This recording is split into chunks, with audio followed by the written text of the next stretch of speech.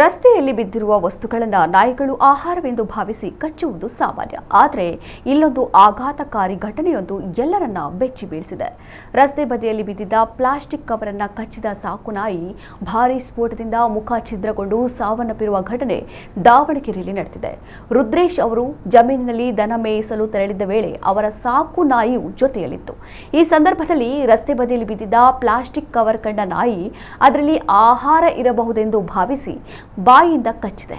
ತಕ್ಷಣವೇ ಅದರಲ್ಲಿ ಇದ್ದ ವಸ್ತು ಸ್ಫೋಟಗೊಂಡಿದ್ದು ಪರಿಣಾಮ ನಾಯಿಯ ಮುಖ ಛಿದ್ರಗೊಂಡು ಸ್ಥಳದಲ್ಲೇ ಸಾವನ್ನಪ್ಪಿದೆ. ಸ್ಫೋಟದ ಸದ್ದು ಸುಮಾರು 1 ಕಿಲೋಮೀಟರ್ ವ್ಯಾಪ್ತಿಯವರೆಗೆ ಕೇಳಿ ಬಂದಿದ್ದು ಗ್ರಾಮಸ್ಥರಲ್ಲಿ ಆತಂಕ ಮೂಡಿಸಿದೆ.